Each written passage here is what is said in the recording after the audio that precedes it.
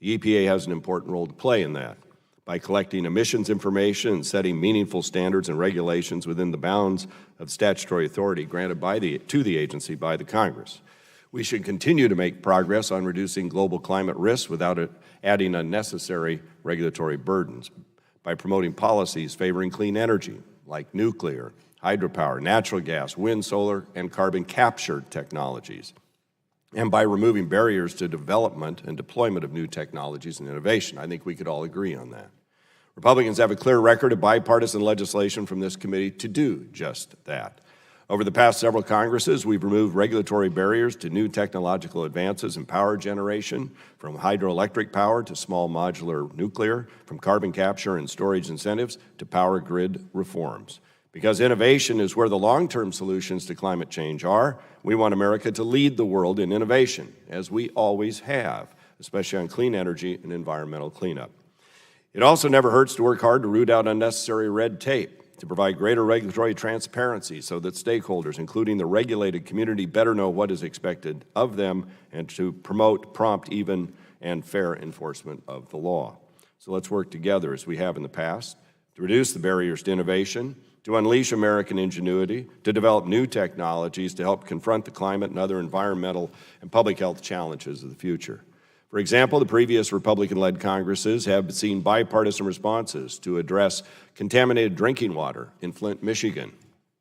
Need I say, the EPA kind of dragged its feet and got that one wrong. Renew important drinking water programs, including those to address lead pipes. Reinforce the essential federal-state dynamic and environmental protection. And update toxic chemicals review and management. Those were all done in Republican-led Congress in a bipartisan way. Moving forward, there's much that we could do right now in a bipartisan way. For example, we could improve new source review permitting, essential to ensuring more efficient, cleaner operating stationary sources, and we could streamline the air quality standards process to ensure more effective implementation by states and localities. This hearing is also a good opportunity to discuss whether and how the EPA itself and its legal authority need to be modernized to face 21st century challenges. We're beginning another wildfire season in Oregon and on the West Coast. And last summer, smoke filled the air across large parts of Oregon and California, giving us the worst air quality short of Beijing for almost a month. The Clean Air Act was last updated in 1990. Does this nearly 30-year-old statute stand up in the face of issues the EPA confronts today? I think on nearly every EPA's watch, there's been failure to update legally mandated programs by Congress. And that's a question we should be asking today as well as we go forward. The EPA itself has never been authorized by Congress, never. So how should we do that? I thank our witnesses for being here today. I know you each have had difficulties on your watches, challenges on your watches. You always tried to do the right thing for the American people, but it's hard to always get it right. And so we want to work with you and with our colleagues on the other side of the aisle to get it right more often for the American people and do the right thing for our environment. With that, Madam Chair, I yield back. I thank the gentleman. Chair now asks unanimous consent that the members' written statements be made part of the record. Without objection, so ordered. And the committee will now stand in recess until 11 o'clock sharp.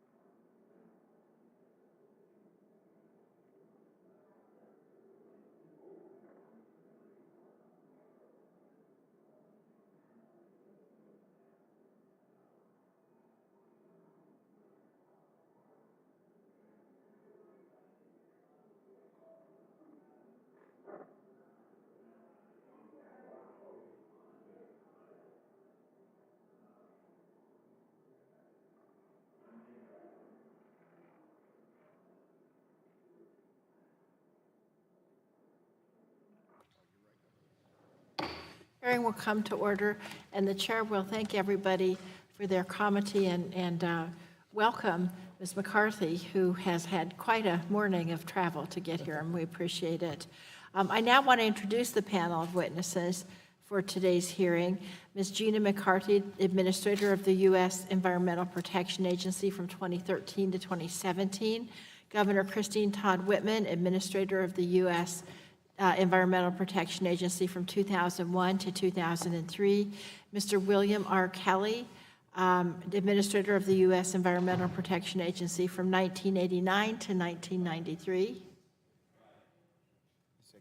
Kelly, Riley, I'm sorry. Mr. Riley Kelly, they're all good Irish names. Mr. Lee M. Thomas, Administrator of the U.S. Environmental Protection Agency from 1985 to 1989. And I do want to, again, thank all of you for coming today. I know you're aware that the committee is holding an investigative hearing, and when doing so, we have the practice of taking testimony under oath. Do any of you object to testifying under oath today? Let the record reflect that the witnesses have responded no. The chair advises you that under the rules of the House and the rules of the committee, you're entitled to be accompanied by counsel. Do you desire to be accompanied by counsel today? Let the record reflect the witnesses have responded no. If you would, please rise and raise your right hand so that you may be sworn in. Do you swear that the testimony that you're about to give is the truth, the whole truth, and nothing but the truth? Let the record reflect that the witnesses have responded affirmatively, and you may be seated. You're now under oath and subject to the penalties set forth in Title 18, Section 1001 of the U.S. Code. The chair will now recognize our witnesses for a 5-minute summary of their witness statements. In front of you, I think you all know the drill, having testified in front of this committee many times. There's a microphone and a series of lights. The light will turn yellow when you have a minute left, and a red to indicate your time has come to an end. And so, Administrator McCarthy, you are now recognized for 5 minutes. First of all, I want to send my thanks to Chairman Pallone and Ranking Member Walden for holding the hearing, Chair DeGette and Ranking Member Guthrie for asking me to speak today about the important work of EPA, and I apologize for keeping everybody waiting. I appreciate it very much that you waited for me. I've spent all of my professional life working to protect people from the dangers posed by pollution. As a kid, I could literally see, taste, and feel pollution. I can remember my 3rd grade classmates and I at St. John's Elementary School running to shut windows when the stench from the Plymouth Rubber Company started wafting in the windows. What amazed me most was that the nuns never stopped marching us through our times table, even when we were holding our noses. It wasn't until years later when I finished graduate school and became the first full-time Board of Health agent in my hometown that I figured out just how many people in and around that plant had died from brain cancer. And it was only 12 years or so after that when a dear friend of mine died of brain cancer, and I wondered whether her classmates had just been a bit slower than me at shutting the windows. I know pollution kills, and it is not an equal opportunity killer. It attacks our children and the elderly, the poor, and the powerless.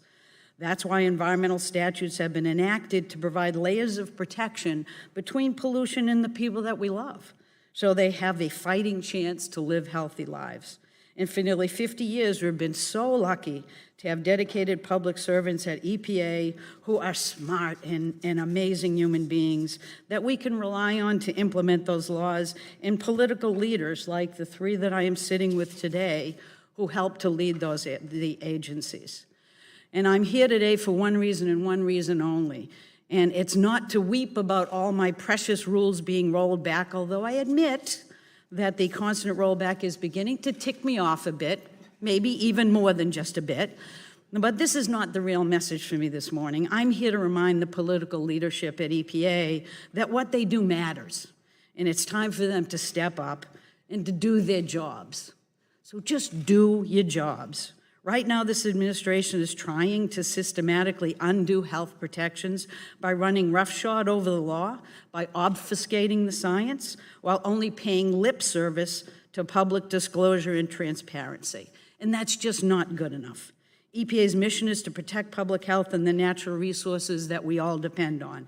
EPA's success is measured in human lives saved, fewer kids with asthma attacks, and how well we protect those most vulnerable from human exposures to pollution and arm the public with information and opportunities so they can live better, healthier, safer, and more just lives. That's worth standing up for. And I'm here to ask the committee to hold EPA accountable to its mission and its duty to American families across the country who fully expect that laws will be implemented, science will be followed, and people will be given a chance to engage in decisions that matter to them and their children in their future. Right now, it feels like the fox is minding the henhouse. EPA's political leadership is filled with conflicts that put special interests and former clients ahead of our kids and hardworking families. Ethics investigations are ongoing across the agency while EPA rollbacks and divestments continue, with science being sidelined, policies not being publicly vetted, and efforts ongoing to change the way the agency conducts its business. And it's all designed to mask increases in pollution and to deny health benefits of pollution reductions. What does this all mean? Well, if we allow more pollution to be emitted, if we stop supporting and listening to the best available science, and if we start limiting EPA's ability to monitor and enforce pollution standards, then we are putting at risk the health and the future of every single child in our country. And make no mistake, our children are watching. And we need to deliver for them, especially when it comes to climate change, which has the ability to literally rob them of their future if we don't act and don't act now. If the American dream is about giving the next generation a better life than the one we have, I fear with this administration that dream may be slipping away. And I cannot sit on the sidelines and allow that to happen. I have a 9-month-old grandson, and I have a granddaughter on the way. They are my face of climate change. They are my moral compass and my reason to sit here today. So we know what we're all fighting for, and we need to remind ourselves of that every day. At times like these, the onslaught of controversies creates us an overwhelming problem. But we mustn't lose sight of the core values that bind us together. Surely one of those values must be protecting the health and well-being of our kids. It's time for this EPA to do what is right for American families and start doing their jobs. Thank you for your attention, and you can find many more specifics in my written testimony. Thank you very much, Administrator McCarthy. I'm now pleased to recognize Governor Whitman for 5 minutes for purposes of an opening statement. Thank you, Chairman. Chairman Pallone, Chairwoman DeGette, Ranking Member Guthrie, all members of the committees. Thank you the subcommittee. Thank you very much for inviting us here today. I believe you have a copy of my written testimony, which I'd like accepted into the record. Thank you. I'm here today because I'm deeply concerned that 5 decades of environmental progress are at risk because of the attitude and approach of the current administration. I'd like to touch briefly on several areas of particular concern to me about EPA's current direction. First is the agency's retreat from science. The current administration has been on a steady march to reduce, if not eliminate, the role of science in developing and implementing environmental policy. There are numerous examples, but none illustrates this retreat better than the understandable confusion among members of the EPA Science Advisory Board at a meeting held just last week. At this meeting, the members of the advisory board were told that the administration's effort to roll back certain clean water standards for the waters of the United States proposal was strictly a policy call and had little to do with science. That seems surprising to me. Second is the influence of the regulated community. All stakeholders should be heard as EPA develops policy, but none should be heard at the relative exclusion of any others. A study published last year found that the Trump administration has explicitly sought to reorient the EPA toward industrial and industry-friendly interests, often with little or no acknowledgement of the agency's health and environmental missions. This is wrong. It's wrong for the agency, it's wrong for the environment, and it's wrong for public health. It skews policymaking away from EPA's mission and diminishes public confidence in its decision-making. This trend must be reversed. Third is an apparent decline in concern by EPA's leadership about EPA's public health mission. The United States has made significant progress in improving the environment and safeguarding public health from pollution. But millions of Americans, especially children, continue to suffer from the effects caused by pollutants. That's why it's almost impossible for me to understand EPA's failure to commit to continue to fund research projects at the 13 Children's Environmental Health and Disease Prevention Centers, research centers. EPA's Children's Health Protection Advisory Committee has urged the EPA to continue to fund these centers. Inexplicitly, the administration has refused to commit to doing so. Children are not small adults. They metabolize differently. They need different sets of protections.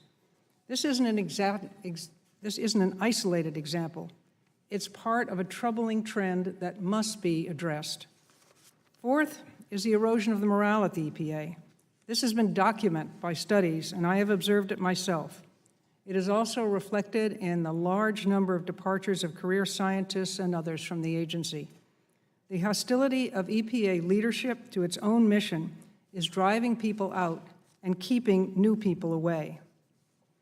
Finally, is the EPA's denial of the importance of climate change. The Earth's climate has always changed, but never before has that change been accelerated by human activity. We are not the sole cause of climate change, but we are having a real effect. But the White House is still not convinced and is reportedly going to require certain federal scientists to debate whether the widely held accepted scientific consensus on climate change is correct. These researchers are concerned that participating in such an exercise might harm their credibility and their careers, and yet they stand to be forced to participate.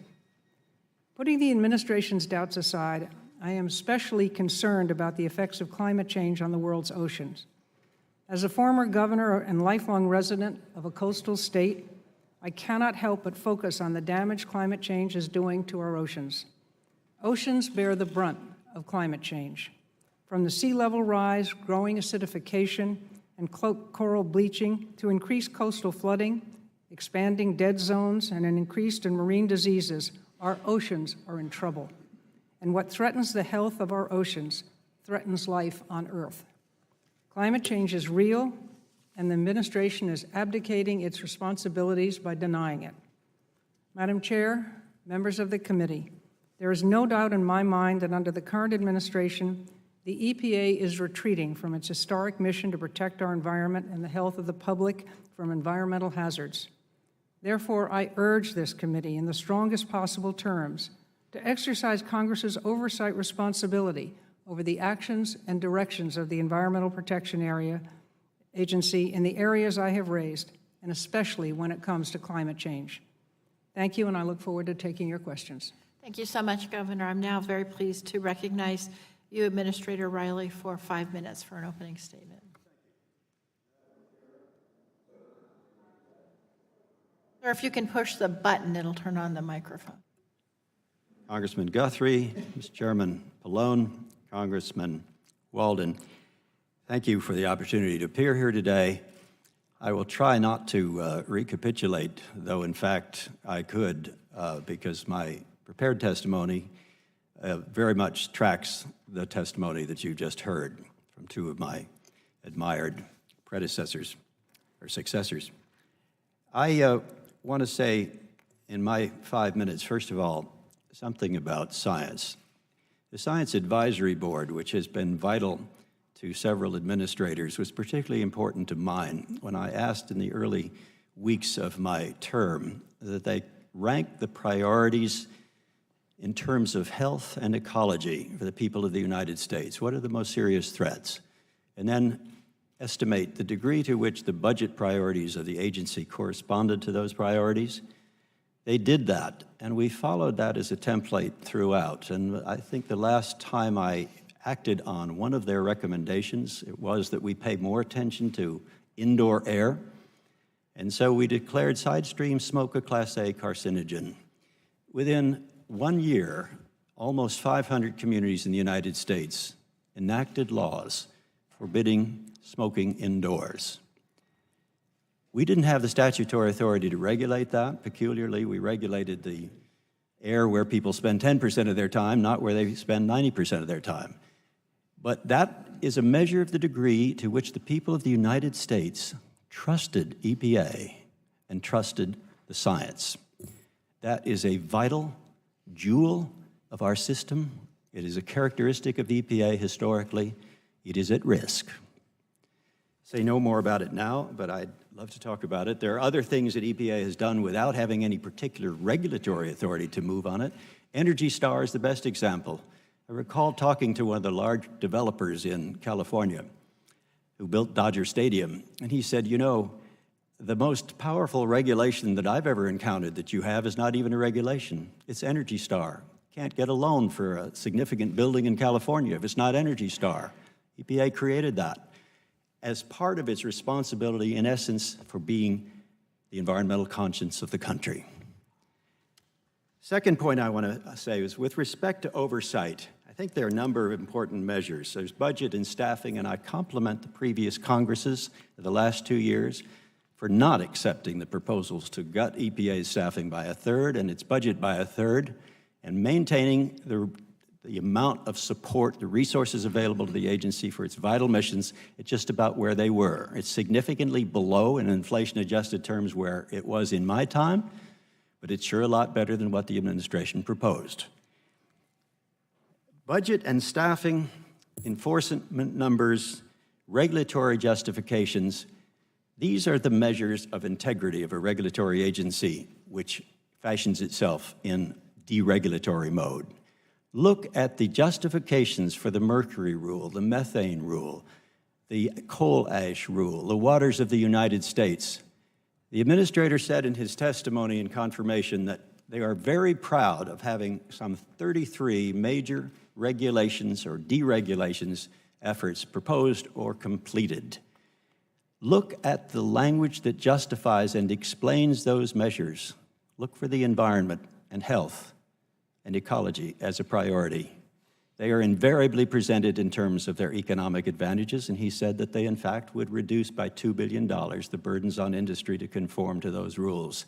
With all due respect, EPA is supposed to pay attention and tries to with its cost benefit to the economic impact of its regulations, but the environment, health come first. They don't even come first in the justifications for most of the actions affecting the matters I described.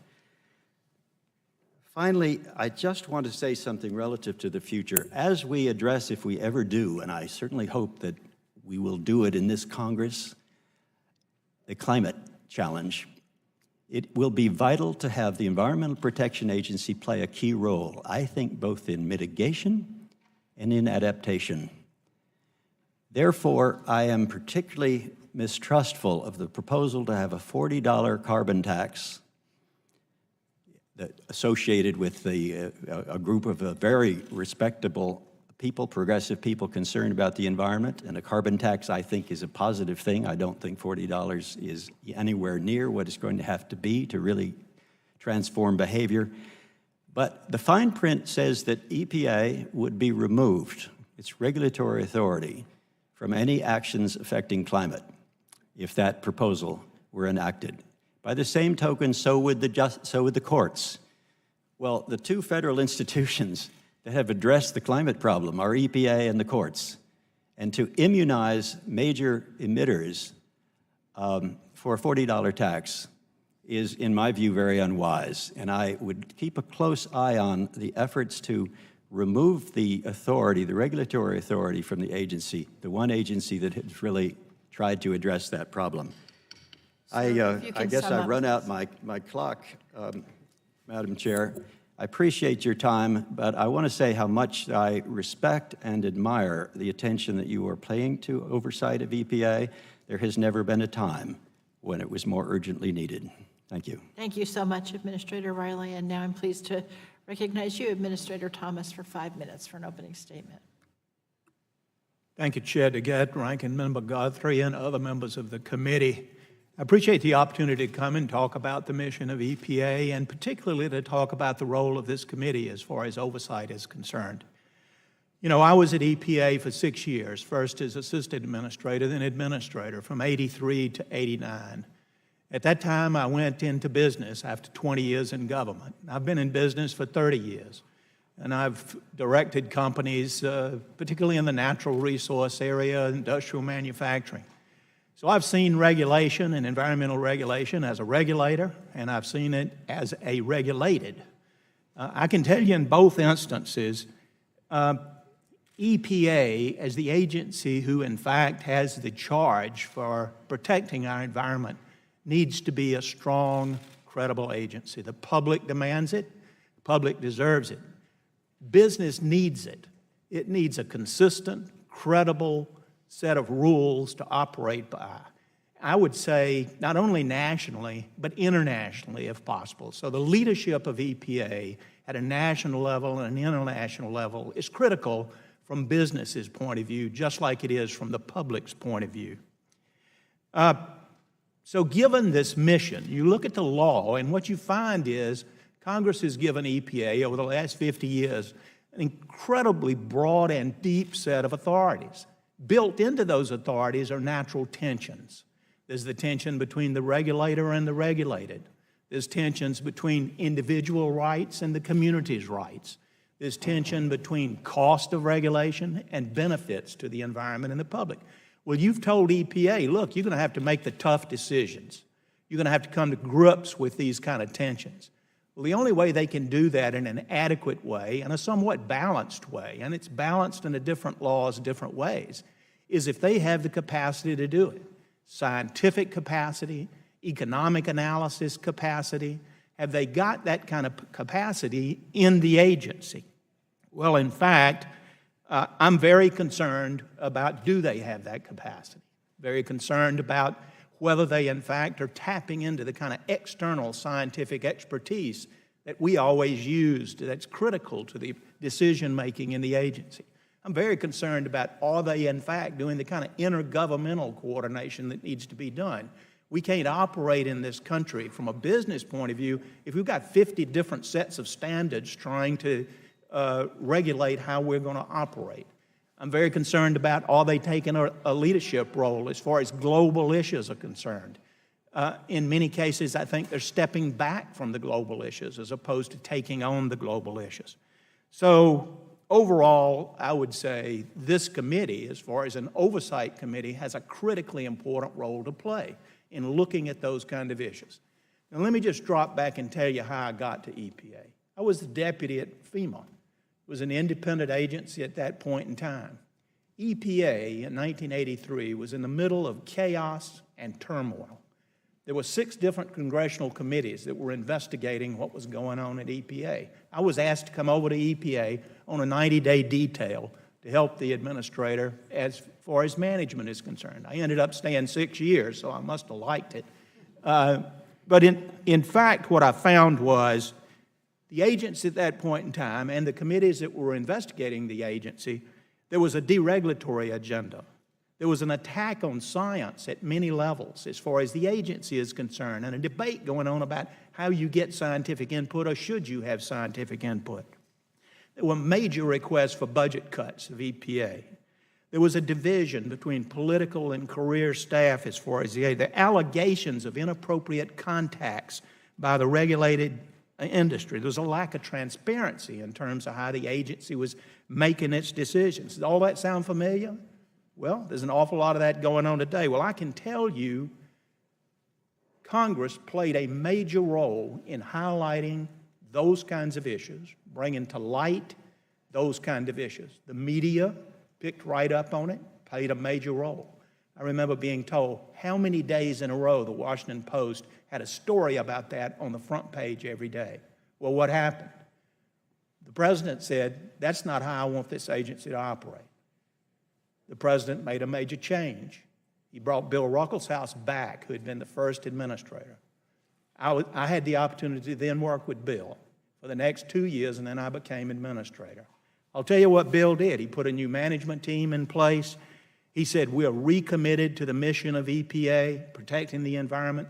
We're recommitted to implementing the laws the way they are.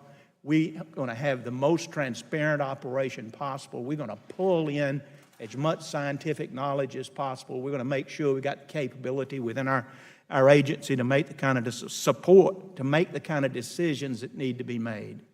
So this committee, my opinion, plays a vital role in trying to correct what I see as some of the issues that are going on in that agency today. The other thing this committee plays a role in is looking at and determining where is their ambiguity, where is their lack of direction as far as existing law is concerned. We worked on a bipartisan basis with Congress. We reauthorized all of the law related to hazardous waste. We reauthorized Superfund.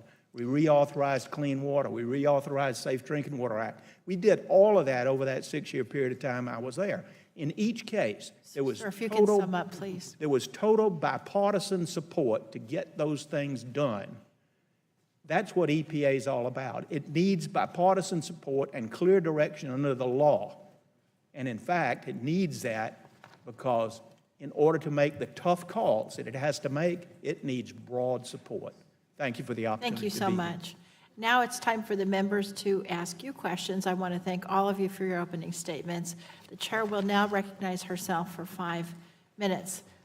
As I noted in my opening statement, I'm deeply concerned about the direction of the EPA and the Trump administration, as are you, as signatories of the letter.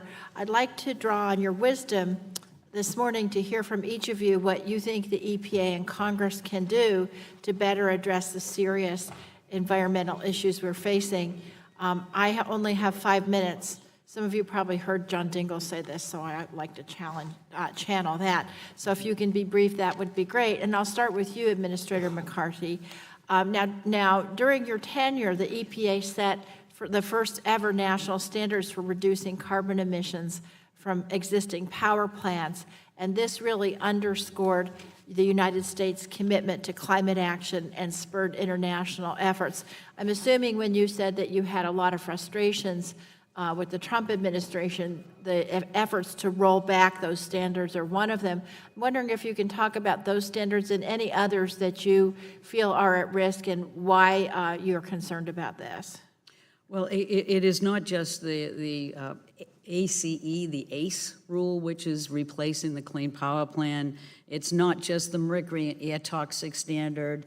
It's not just the car rules. It is basically the fact that I believe they're undermining the science and the law in how they're trying to roll back those rules. I do not dispute any administration coming in with different policies, but the challenge I think we're facing is they are really changing the rules of the road. And they why, are not using sound science. They're not looking at cost benefits. They're trying to inflate the cost and lower the benefits in order to justify rules that simply don't make sense under the law.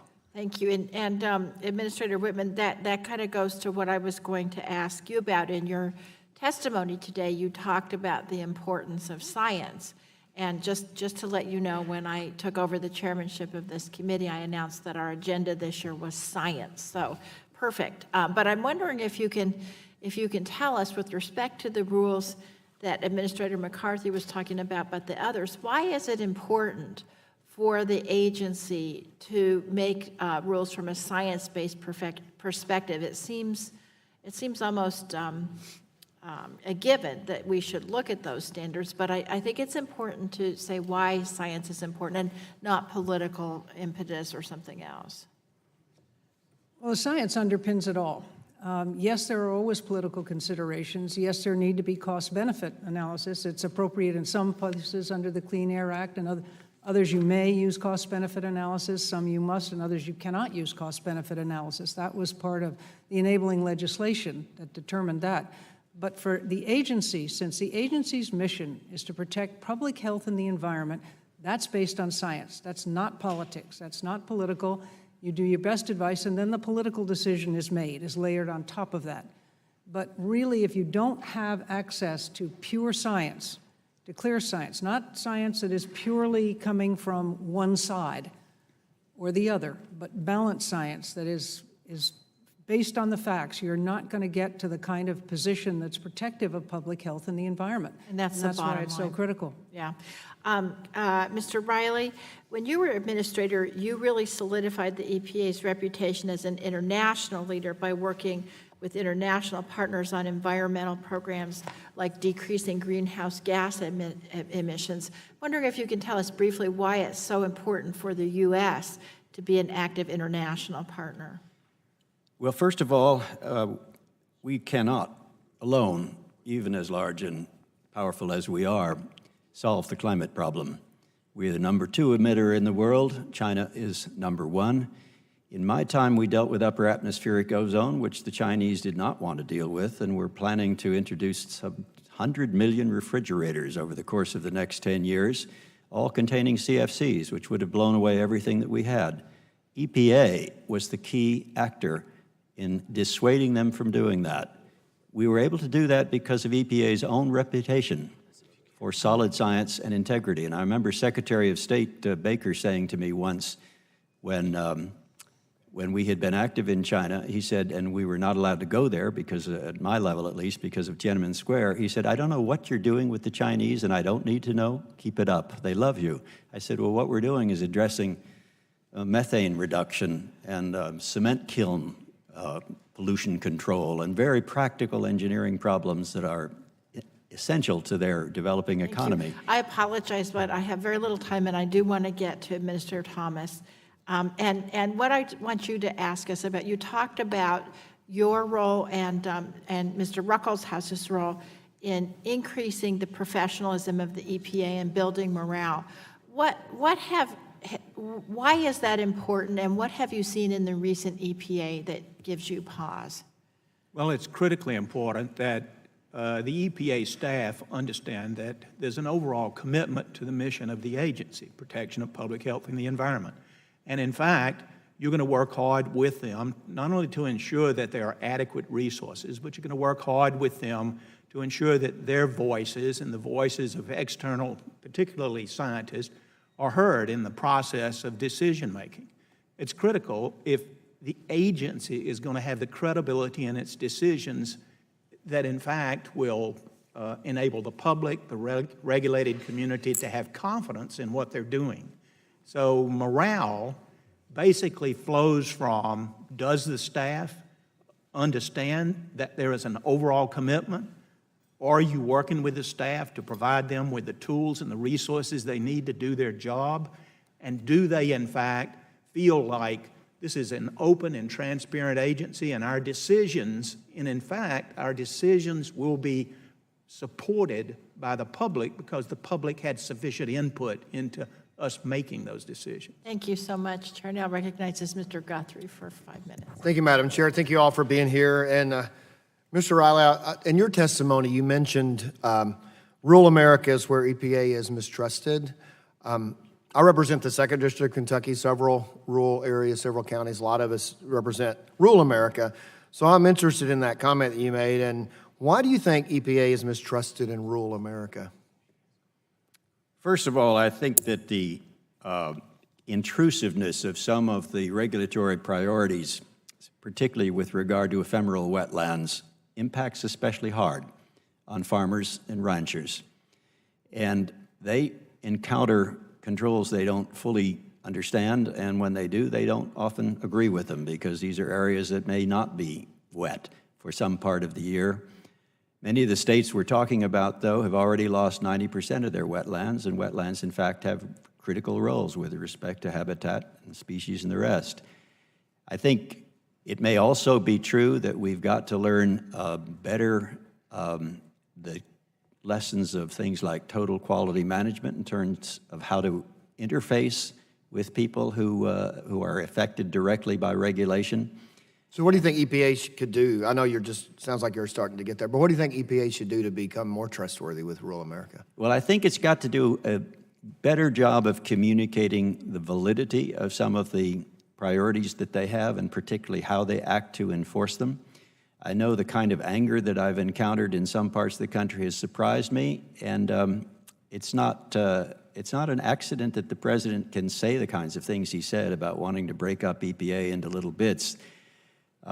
because of the existing anger. Rural America has its own problems that go well beyond the environment and far beyond EPA. But any regulatory agency that affects farmers, I have a farm, I'm on my way to my farm tomorrow in Illinois, is particularly dealing with an independent community of people who don't like to have their use of their land interfered with.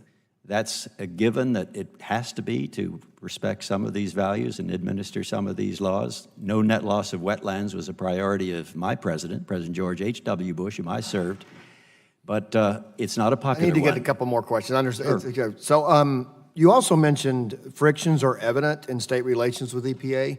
What kind of frictions were you referring to in your testimony? And you said frictions are evident between state, and in your testimony you said that, between state and federal? Well, the structure of our laws anticipates the cooperative relationship between the federal government and the states, and particularly lays upon the states minimal requirements that EPA is in charge of overseeing. That is obviously a fraught relationship in many cases, with states having either different priorities or different sense of their own resources. We all, I think all four of us here, have had to deal with states that had a different opinion on the administration of laws, perhaps, than we had, and sometimes they were successful in prevailing, sometimes we were. But that, I don't consider that in any way you mentioned in your threatens the opening agency. statement WOTUS particularly, and I know that's where, from the rural area, my rural areas, a lot of people talked about the WOTUS rule that was coming down. Yes. And, you know, the statute clearly uses the word navigable, and navigable means something. Does navigable mean something in that law, or was it something? So that's a friction where the federal government seems to be encroaching on what Congress clearly wanted the states to do. Or the word navigable means nothing. My sense is the navigable is part of the Rivers and Harbors Act, but not necessarily the authority that they're drawing on here. But I'm very aware of those differences of opinion, and certainly aware that the agriculture community sees them very differently from the environmental community. But and have the sense myself, frankly, that a hierarchy of wetlands characterization would probably make the administration of wetlands regulation more popular, or at least less unpopular in the rural areas. Thanks. Well, and Mr. Thomas, I know we have to clarify this, and I appreciate you saying this is the committee that needs to be looking at this. I think Congress does need to step in. And a question, should EPA's role with regulated entities be collaborative, adversarial, or impartial? Yes, Mr. Thomas? Yeah. You know, my own sense is there needs to be a very disciplined process that EPA uses in terms of its decision-making. I'm almost out of time, so I was going to add, and with environmental groups. So if you'll throw that together, I was going to ask you that next. I would like to see special interest groups as a part of that process having their input. I'd also like to see a broader community having their input as far as the agency is concerned. And so you've got interest as far as the regulated community, you've got interest as far as environmental interest. All of that needs to have a process for input as a part of dialogue. One of the things I did, by the way, is on a number of rules, I set up a regulatory negotiation process as opposed to going through the typical process. We actually got stakeholders around the table with a mediator, and we actually tried to work through a negotiation process, and in some cases we were pretty successful. It eliminated litigation down the road. It gave us a good rule that allowed us actually to implement things more quickly. So I think you can use different approaches. The one thing you don't want to do because of credibility is you don't want to have one side or the other side have unfettered access, inappropriate access. It needs to be open and equal. Absolutely agree with what you just said. So thank you very much. And my time's expired now. Yield back. Thank you so much. Chair now recognizes the chairman of the full committee, Mr. Pallone, for 5 minutes. Thank you, Madam Chair. I wanted to get Governor Whitman and Administrator McCarthy to elaborate a little more on what they think needs to be done by the EPA with regard to climate change and science. So let me start with Governor Whitman. Do you believe that the current administration is doing enough to combat climate change? And if not, what is preventing them from playing a more active role? Well, I think what we've seen from the administration is actually the opposite, when they have told scientists that they can't participate in various meetings that have anything to do with climate change, that they're not allowed to mention climate change in many of their reports. It's a denial that doesn't make any sense. We need to be at the table.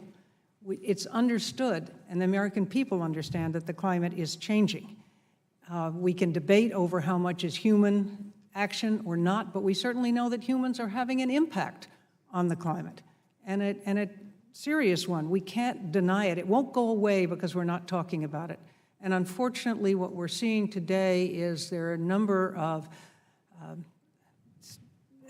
communications that have been put out and things have been made known to staff that they're not to engage in climate change, they're not to talk about it, and it's not just at EPA. DOA, DOE, we've seen it at the Department of Interior. Throughout the administration, there's the attitude that we don't want to talk about climate change, and that's going to hamper us in the long run from our ability to truly look at the science and see what's underneath it, see what can we do. We're not going to stop it. It's a natural phenomenon. We're not going to stop climate change, but we need to know what we can do to slow it down and how do we prepare for it, because it has very significant implications for us. New Jersey particularly being a coastal state, but it's a national security issue, and the Joint Chiefs of Staff have agreed that it's a national security issue, and actually it was Ronald Reagan, as I understand it, who put it on the National Security Council agenda for the first time. Not that he fully believed that humans were the cause, but he knew it was something coming at us that was important, and we needed to keep our eye on it, and I'm afraid we're taking our eye off that ball. Thank you. Ms. McCarthy, what are your concerns about how this administration is using or not using science to guide its climate change policies at EPA?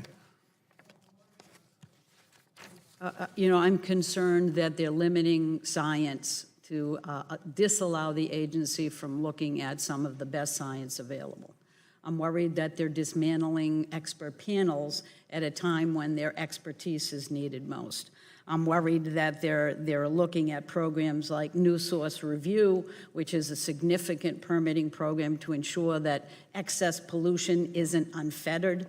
And they're under the radar screen doing memos about this and in letters to industry without any potential for public input.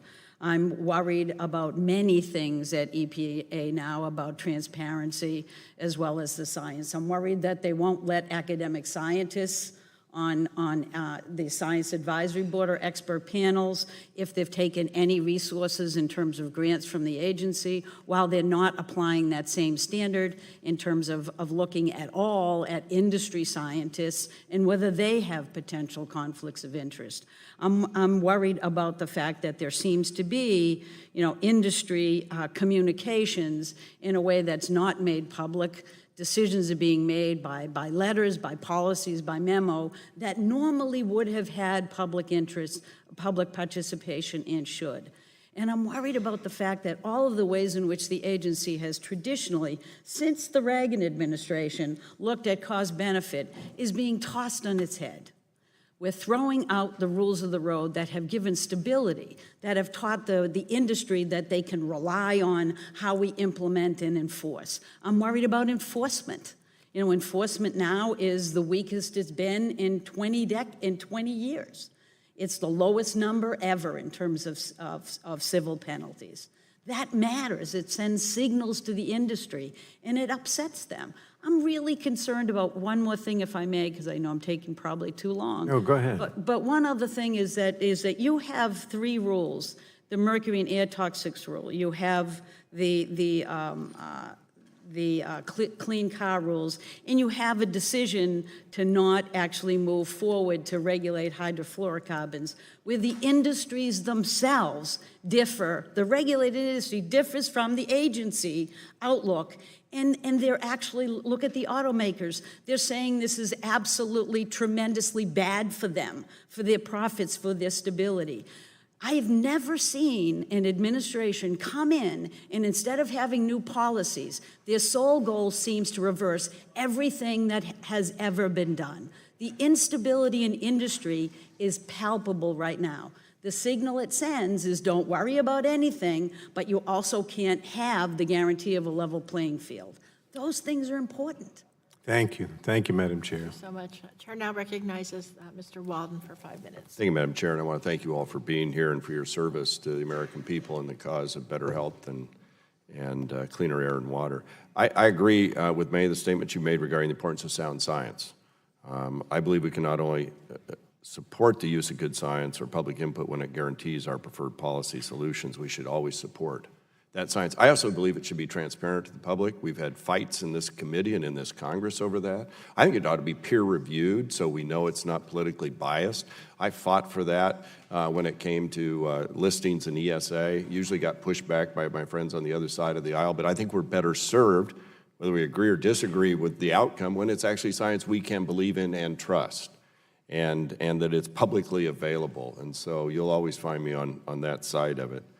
Do you think, I'm going to ask you each kind of a yes or no. This isn't a gotcha, by the way. It's just a yes or no. Should Congress substitute its own judgment on a matter of scientific concern or truncate the time EPA has to review a matter, therefore short-cutting consideration of solid scientific data needed to inform policy and regulatory decisions before the scientific research is complete? Because we have those debates here.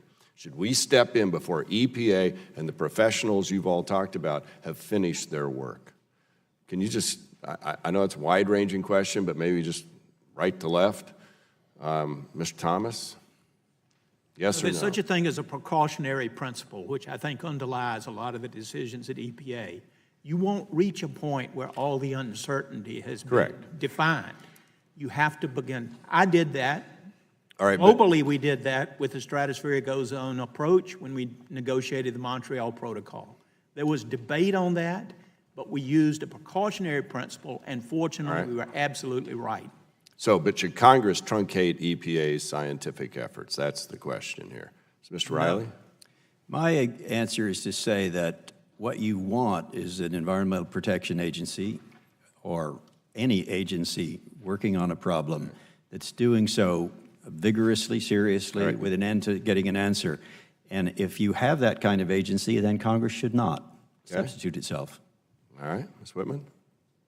If Congress is confident in the quality of the science, they shouldn't step in before that's completed, to the extent it can be completed.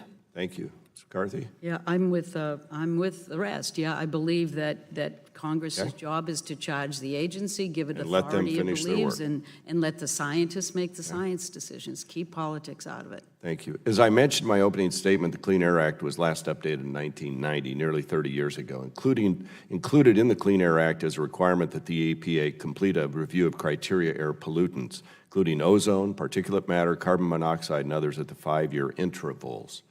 Yet EPA has regularly missed those deadlines, as you all know. For example, the last review for carbon monoxide took place in 2011, 8 years ago. The last review for the primary standard for nitrogen dioxide took place in 2010, 9 years ago. And at one point, the secondary standard for sulfur dioxide was not updated for 39 years, a period that included the 10 years of 3 of you. By our account, you all missed multiple NAAQS deadlines during your tenures as administrator. I think, Ms. McCarthy, you're on the hook for 3 of those. Ms. Whitman, 6. Mr. Riley, 4. Ms. Thomas, 2. So my question is, because the agency falls so far behind on these deadlines, by the time one criteria air pollutant standard is complete, EPA has to start the process over again or risk missing the next deadline, which you've all proved capable of doing. And the states are struggling to keep up as they are the ones that subsequently have to create and enact implementation plans to come into attainment with those standards. So, having laid the predicate here, this all begs the question, is the process envisioned by the Clean Air Act, should we keep the 5-year standard and the resulting failures of compliance we've seen at EPA for decades, or should we lengthen the time period for review to 10 years or another appropriate length of time? We'll go left to right, and I've only got 1:22. So, Ms. McCarthy? What I would suggest is that you be careful doing either. You want the science to be correct. The agency moves to the extent that it can, as quickly as it can. But if the law says 5 years, Yep. you missed it a couple times. Ms. Whitman, let's go to you. The agency has the staffing that it needs. If it has the scientists it needs, it should be held to that standard. and move as quickly as it can. So given the number you missed, But you're it's telling me you frustrating. didn't have the staffing or what you needed then? No, under it's the Bush frustrating because administration? it is a tight time frame, and there are a lot of That's why I'm complicated asking the things. question, is it too tight? Because it seems like nobody's able to meet it regularly, and yet all this spills out to the states, and you're Clearly too chasing an tight. old standard, right? So, Clearly too tight. all right, Mr. Riley? Mr. Walden, I think that's a smart question. And, Thank you. And I think there are many reasons why we miss deadlines, and frankly, some of them are political. Sometimes the Office Management and Budget intervenes to prevent that. Other times, many of the deadlines that are missed by EPA are missed because this Congress doesn't appropriate enough money or makes too many unreasonable demands with respect to the agency. I think of the number of reports that we were supposed to file in the course of a year. I couldn't agree more. So my answer to that question is I would not alter the year's requirements, the 5-year rules. I would keep the heat on from Congress, which you're in the best position here on this committee to do. Well, look, you've had Republican, now, Madam Chair, everybody went over by at least a minute and a half. Mr., if I could, The chair will give you 20 more seconds. thank you.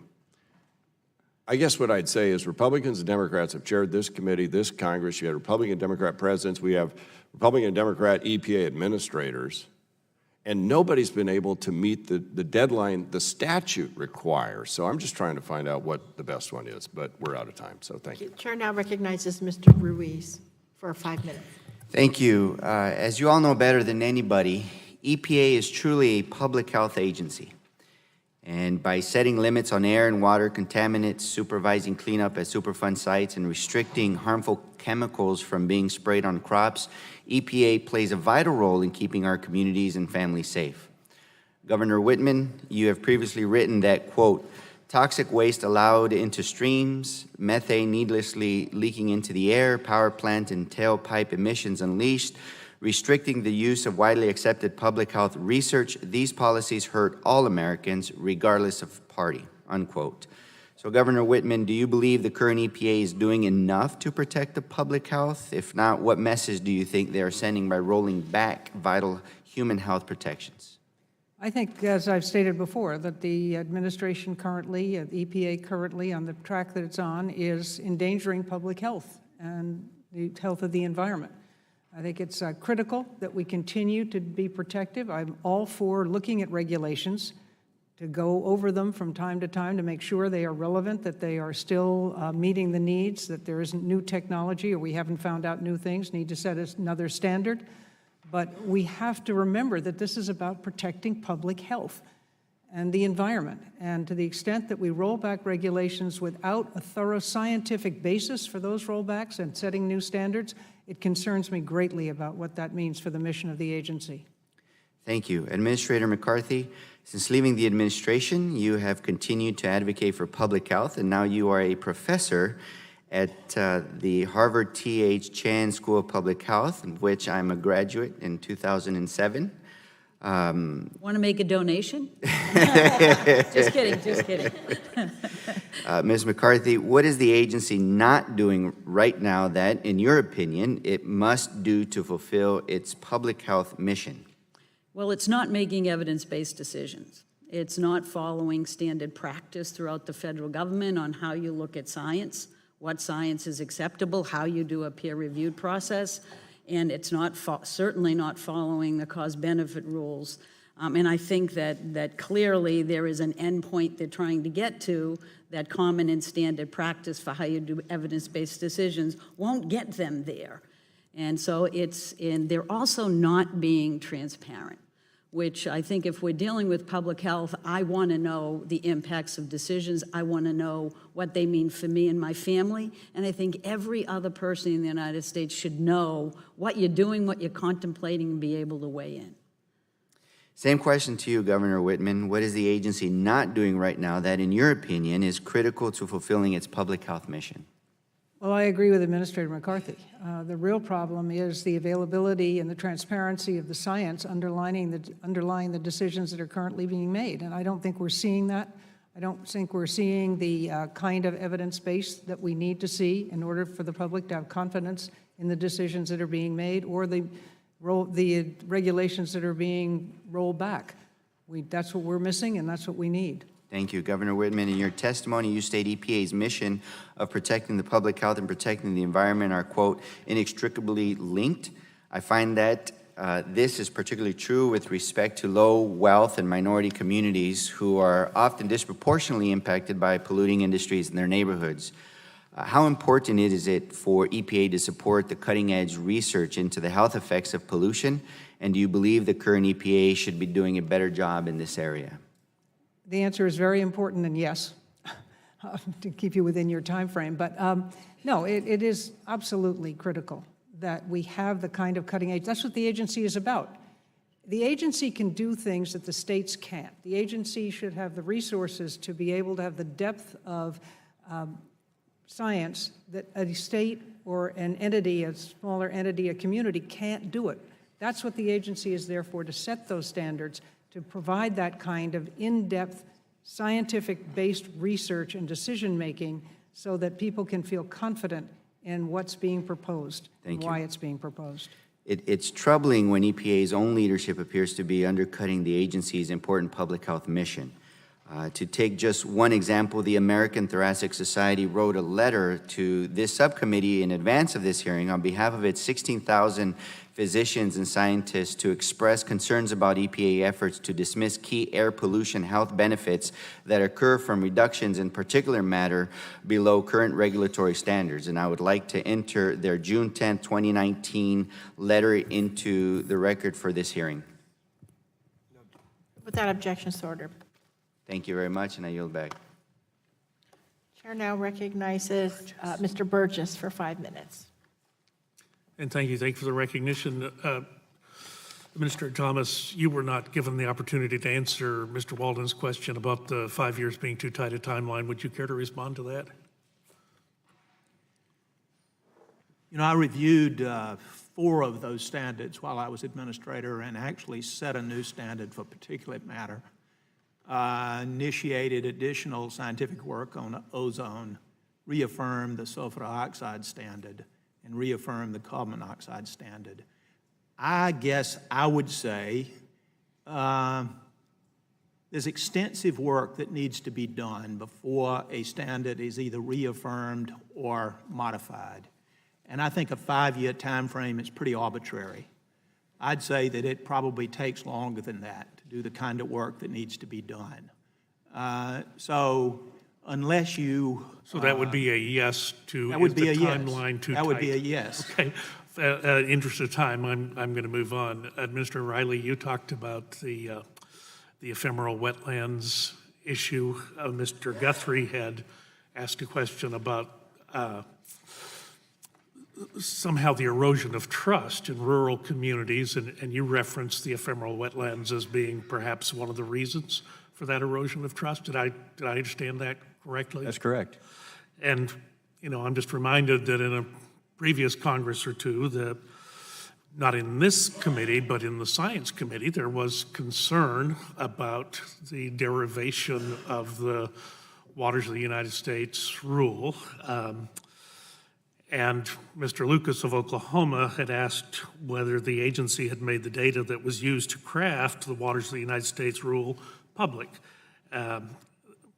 He was told the information was available, but the statement that the information and the data requested in Mr. Lucas's question was publicly available in the APA docket was in fact false and misleading because it was not. So based on a memorandum from the United States Army Corps of Engineers, it's apparent that the figures outlined in the EPA's final Waters of the U.S. rule were completely arbitrary and not based on science. So do you begin to see why the distrust in the rural community might exist? Mr. Lucas represents a very rural portion of the state of Oklahoma, and I think it's pretty easy to draw the nexus between those two events. I'm not familiar with that particular chronology. I just have to say that there was a time, and Administrator Thomas referred to it, when he established a stakeholders meeting on wetlands, which I ran at the Conservation Foundation, and everybody was present there. The agriculture community was well represented, the building community, development community, and we came to a support of no net loss of wetlands. And we had a definition of wetlands that was acceptable to that group at that time, and that became the basis for the president's proposal and policy of having no net loss of wetlands. I thought that was a constructive community conversation that Lee initiated. I was central to it. Governor Kane of New Jersey was the chair. And I would encourage a similar kind of convocation to try to deal with what I think is quite a serious problem. I'm going to reclaim my time because I'm running short, and they're very quick with the gavel here. But do you understand why, when there is a discrepancy between what people were told in the Committee on Science and what was in fact available in the public record, that it builds that mistrust that people have? And you acknowledge that inherently there was a lot of mistrust on the ephemeral wetlands. You know, and you talked about, I think Mr. Guthrie or one of the other members also asked you whether there should be an adversarial role, and you recommended a disciplined process.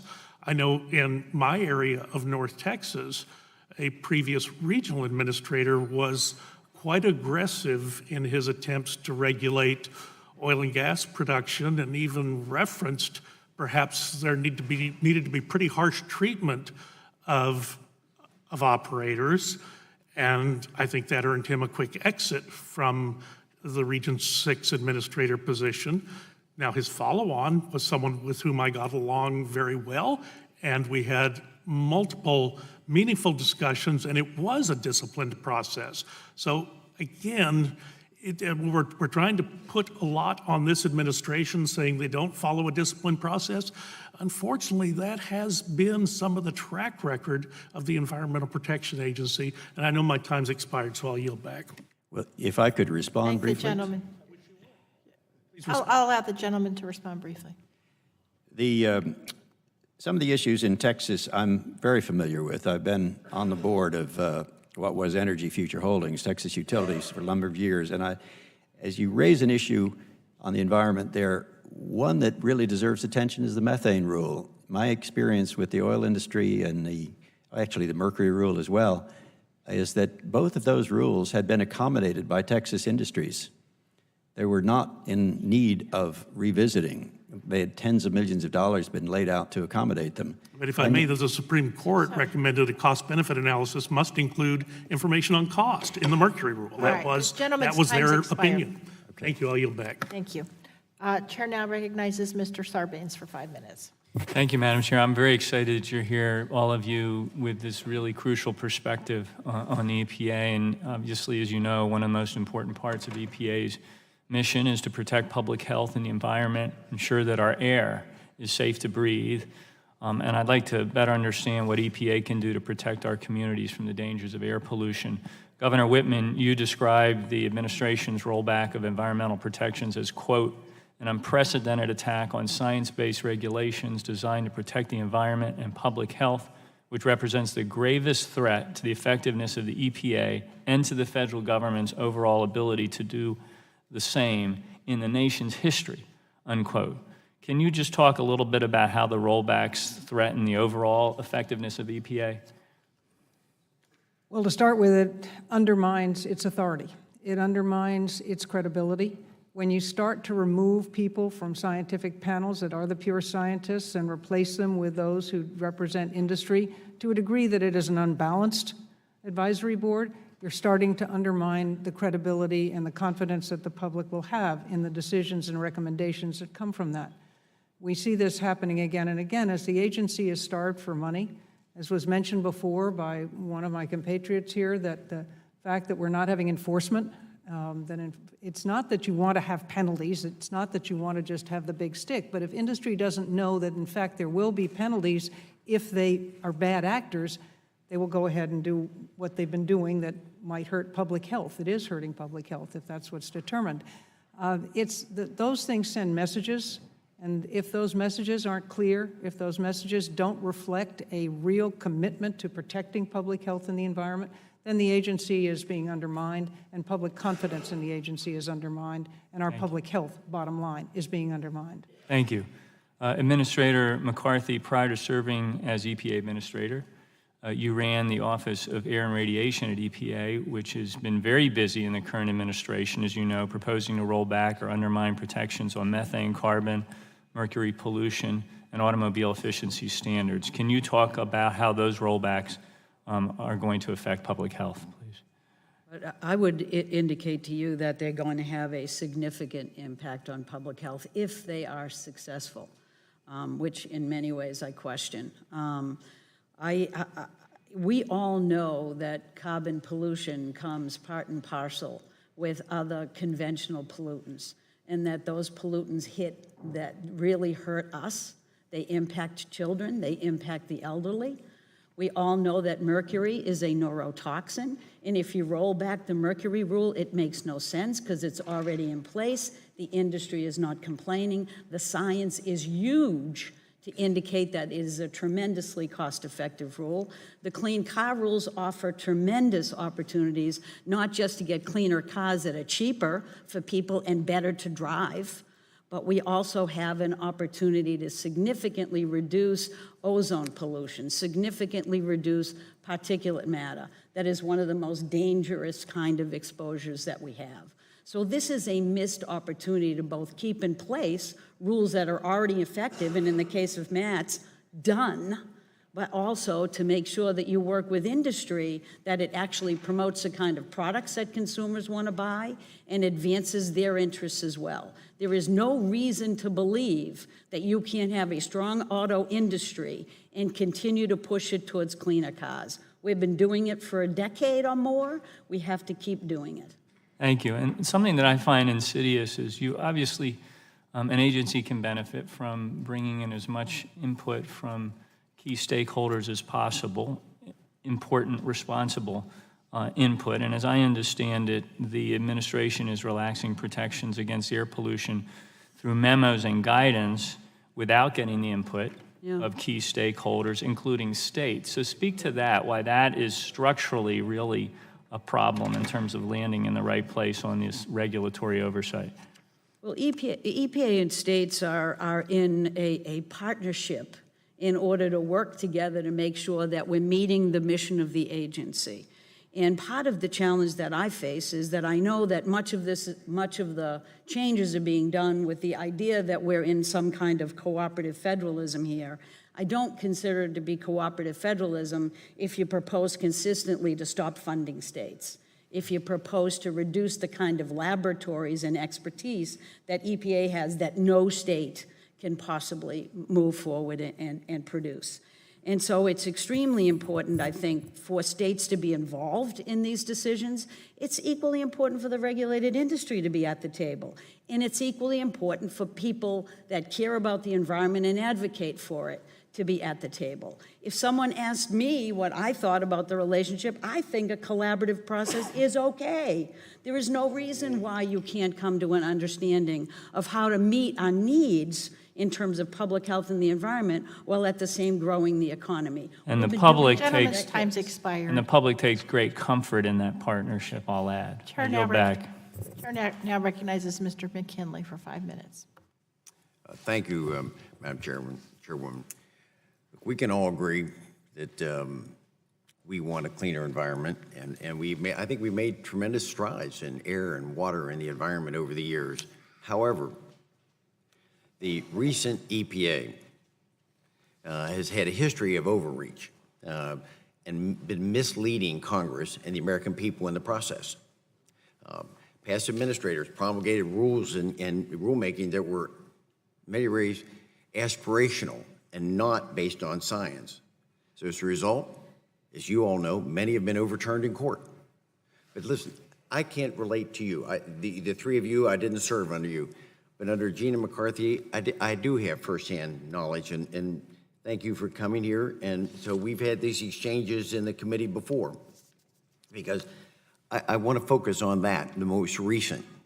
So under her leadership, I think the EPA went rogue, and it deviated from these historic missions that you all were talking about, how the EPA rose to a different level with it. And as a result of that, we now have uncertainty and a decreased reliability of our electric grid.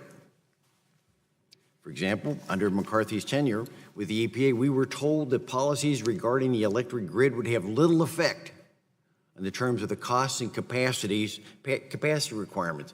That's been proven to be untrue. On the very comment that she talked about was the mercury and air toxic rule. We were told in this committee that the EPA rule would only cost about 4.7 gigawatts of power would be lost across our grid. But the North American Electric Reliability Corporation, NERC, has found that 54 gigawatts of power have been lost, 11 times more than we were told by the EPA. And the impact on the ratepayers, it would be very small, was the quote that was given in testimony. But yet in Ohio, the rates went up 183% to the ratepayers. And on this board was an example given by the EPA back in 2014, said this would be the impact. Only 10 gigawatts of power would be lost under this rule. But yet at the end of the day, it was 172 gigawatts of power were lost as a result of this, a third of the capacity for our electric generation. We were told that the EPA takes into consideration, as you all did, the ramifications of their proposals on the impact on communities. But across America, under the Obama administration, 83,000 coal miners lost their job across America. These regulations that were put in effect based on ideology, not science, I think they caused uncertainty. The Samus plant is another example in Ohio. They met all the rules. $1.8 billion was invested. And then under this recent EPA, another rule was promulgated. As soon as that was done, they said they're done. They're retiring their plant after all that money was invested with it, and the taxpayers are going to have to take care of it. Plants in Virginia and California were fined by the EPA for operating at the direction of FERC. FERC says you have to operate, and they did, and then they got turned around under the recent administration, the EPA, they were fined. So look, if they had just, in your words, if the EPA had just done its job, the power grid would not be at risk today in America. And President Trump and Rick Perry would not have to be putting forth their efforts to try to restore that balance with it, because the Department of Energy, the Institute for Energy Research, ISO New England, all have concluded our power grid is at risk, is unreliable. Therefore, I think Congress needs to have dependable, credible data coming from the EPA from which we can do it, not ideologically driven. And we need to keep focusing on carbon capture. But I understand today that many of you are unhappy with the direction of the President's EPA. But I think we're entitled to having credible, reliable information from which to make a conclusion. And I would hope, Mr. Riley, if I can start with you, would you agree that we should have credible, dependable information from which we can set policy? Yes, sir. I think all of us have said today that we believe in more transparency. And Mr. Thomas, would you say, is there a way, when you were there at the administration, what magic did you have to be able to work collaboratively with DOE? So we didn't have, because back then we didn't have grid insecurity. How did you work with the DOE to make sure that our grid was reliable? You know, we didn't spend much time working with DOE back in those days. I'll tell you what we did, though, across all the cabinet agencies. The way the president operated is you had a lot of interaction in a cabinet process. He operated it like I would if I was chairman of a company and was having my board of directors. That's the way he did. So there was an awful lot of communication back and forth about issues. I don't recall the grid and the reliability of the grid coming forward as an issue that we were trying to deal with. Gentleman's time's expired. Chow now recognizes Mr. Tonko for 5 minutes. Thank you, Madam Chairwoman. Representative or Administrator McCarthy, do you want to take some time to just respond before I move on with my questions? Thank you. Just very quickly, you know, the mercury and air toxic standard was put in place because mercury is a neurotoxin to our kids, and it's found almost in every lake and stream in the United States of America where we have fish advisories. And we took a look at it, we estimated costs, we estimated benefits, and years later, now that it's done, we totally overestimated the costs and by orders of magnitude underestimated the benefits. We are in great shape in terms of mercury emissions. They have dropped 85%. And so I'm proud of that rule. I think we did it right. I don't think it has anything to do with any instability in the grid that I certainly have read about, but it should be something we celebrate because we have healthier kids today, we have fewer fish advisories, and we made a difference with that rule. Thank you. Thank you. Environmental protection is fundamentally about how to use good science to understand and reduce threats to public health. As we have unfortunately seen, the Trump EPA has actively worked to weaken science at the agency by blocking reports from being published, ignoring the agency's scientists, eliminating key expertise on science boards, and proposing a rule which would restrict data available in the regulatory process. So I'd like to ask some questions to better understand the implications of this administration's treatment of science. Governor Whitman, I'll start with you. You state in your testimony that this attack on science at EPA is, and I quote, unprecedented and represents the gravest threat to the effectiveness of EPA. You also fault this administration for, and I again quote, using ideology to drive environmental policy instead of letting science drive policy. So, Governor, from what you have observed, is EPA's current culture allowing scientists to speak up on issues like scientific integrity without pressure or fear of retaliation at the agency? No. From what I have heard from members of the EPA who are still there, the idea, the best thing is to keep your head down. If you have something that you believe is contrary to where you think the administration wants to see the agency go, then you have to be very careful about how you come forward with it, if you do at all. And so that is not, I believe that is not healthy. It's not good for the environment at the agency itself, and it is not good for us in getting transparency and understanding what really is behind some of the issues that we face today. I would say it's tragic for the American public. Administrator McCarthy, EPA's scientific integrity policy states that it is, and I quote, essential that political or other officials not suppress or alter scientific findings. What do you think are the most fundamental flaws in how the current EPA is handling science, particularly as it relates to issues such as climate change? Well, I think that this is an area where I would really ask the attention of the committee in terms of oversight.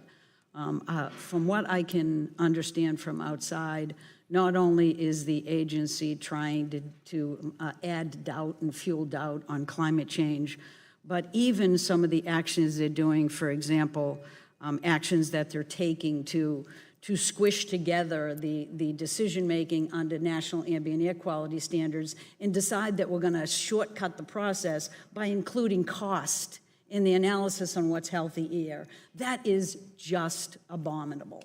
It's not the process under the law, and it shouldn't be tolerated. And I think that right now you see political appointees that are reviewing grants these days. One of the things that political appointee reportedly said is they're going to look for phrases like climate change. So you see the entrance of political interests into decision-making in the agency. That cannot happen.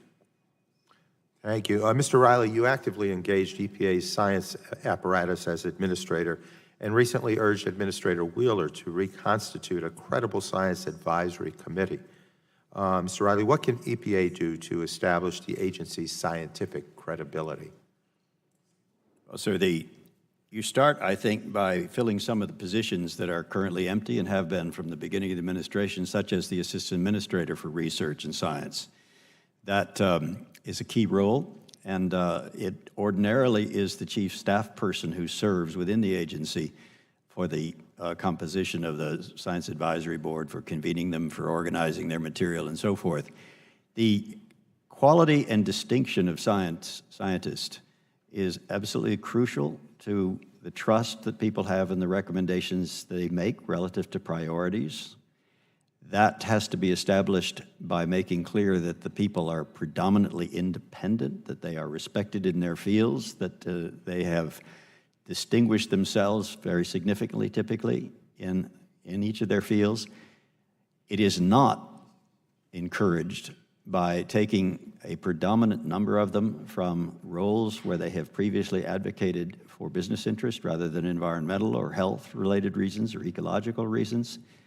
It is, I think, a profound mistake. The chairman's time has expired. The chair now recognizes Mr. Duncan for 5 minutes. Thank you. Thank you, everyone, for being here. I think Mr. Thomas is from the great state of South Carolina. Welcome. Governor Whitman, you mentioned in your testimony that over the past 37 years, the United States GDP grew by 165%, while total emissions of the 6 major pollutants dropped by 67%. You alluded to the fact the United States alone cannot reduce the contributions human beings around the world are making to the growing threat of climate change. Between the years 2005 and 2017, the United States electricity sector, had CO2 emissions drop by 3.9 billion metric tons. During that same period of time, China's carbon emissions increased by 4 billion metric tons per year. And we can't adopt all of these policies that drive up the cost of electricity while countries like China do absolutely nothing. According to the International Energy Agency, Germans, which have moved toward more renewables, Germans pay roughly 3 times the amount that Americans pay for electricity due to government restrictions on carbon emissions. So if we move toward these policies, then Americans, the average American families, electrical rates will go up. If we follow the policies of Germany, which the Paris Climate Accord was pushing us toward, we would see the average electrical bill for the average American family triple. Are you okay with that? It's a yes or no question. Ms. McCarthy, are you okay with the average American electrical bill tripling? That'd be a yes or no. I am not at all aware that moving to clean energy consistent with climate change needs is Yes or no? increasing electricity prices. I don't believe it's a yes or no question, sir, because I don't think that that's going to be the outcome if we go to clean energy or utilize our nuclear energy that we have today. Look, these aren't my numbers. This is the International Energy Agency saying that Germans pay roughly 3 times. If we move, it's been proven. We've had testimony in this committee. We're not Germany, and I the have rates more will go faith in up. our So, ability no, we're to not Germany, but improvise and innovate. bottom line is electrical rates will go up. And as a percentage of income, lower income families will pay more as a percentage of their income for electrical rates. We just need to be careful as we continue this push toward more expensive electricity, which wind and solar truly is. And look, I'm an all-the-above guy. But let me tell you what will lower the carbon emissions for this country. That's nuclear power. Because right now in this country, 56% of our carbon-free emissions come from nuclear power. In South Carolina, my home state, 96% of our carbon-free emissions come from nuclear power. Would you all agree, as the governor of Connecticut recently admitted, that if they want to meet their attainment goals for carbon-free emissions, lower their carbon footprint, they need to keep the nuclear power plants that they were thinking about decommissioning, they need to keep those online and have them licensed renewed. So would you all agree with me nuclear power ought to be a part of the mix? I see all the heads shaking. Okay. Absolutely. And small modular reactors offer a great deal of promise for our nuclear force going forward. Okay. So I agree. Nuclear power, I think small modular reactors, molten salt reactors, new technology, Gen 5, Gen 6 reactors, all these things that are being talked about should come online. But nuclear waste sits at 121 non-defense sites around this country. 121 commercial reactors, 2 on the shores of Lake Erie in Ohio. There's 6 in Illinois. There's one sitting in my district on the shores of Lake Kiowee, beautiful, clear water lake. So we know there is a byproduct of nuclear waste. Let me ask you this. Should the nation have a long-term repository, Ms. McCarthy, for nuclear waste? Or should it sit at 121 sites around the country? I'm really not prepared to answer that question. I believe that the repositories need to be safe wherever we keep them. I've helped with the decommissioning of two. Should nuclear it sit plants. at 121 sites on the shores it of should Lake be Erie kept and safe. places like that, or should it be in a long-term repository? Well, that's what the law indicates, is it should go to a central Whitman. repository. The law calls for it, and we have a site. Mr. Riley? I think there are ample opportunities to store that waste. I've always seen it's a technical problem. It's not an insurmountable one. We've made too much of it, and I think would that the repository in Nevada had more room, but it ought to be filled up before we go anywhere else. But then I think we ought to. About if out we of have time, to. Mr. Thomas? I really agree with you on nuclear power, and yes, I think there ought to be a central repository. So the committee will understand that these folks agree with us that nuclear power ought to be a part to lower our carbon emissions. It plays a big part of that. There is a byproduct. We need a long-term repository for that nuclear waste, or it will sit in our home states, in our districts, with the possibility of problems. We got to send it to Yucca Mountain. I yield back. Gentleman's time's expired. Chair now recognizes Ms. Schakowsky for 5 minutes.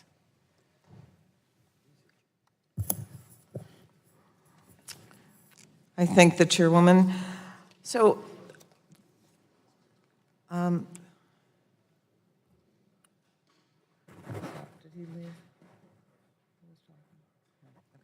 So there's been some discussion about making sure that the facts are right and that things are reported correctly. And I've been very troubled by what we've seen in regard to what the president said when he was running for office, that he would break the EPA into little tidbits. And that he had no respect, essentially, for the work of the Environmental Protection Agency. And I think one of the ways that we've seen that evidenced is some of the language that has been taken off of the websites. And if we're talking about truth, we heard Mr. McKinley talking about facts and truth or whatever, and that it wasn't there. But it seems to me that that what we've seen is a scrubbing of any mentions of climate change, and this is from an article in Time magazine. Actually, Administrator Whitman, you've been quoted in that article. And some of the language that's been scrubbed definitely has to do primarily with climate change.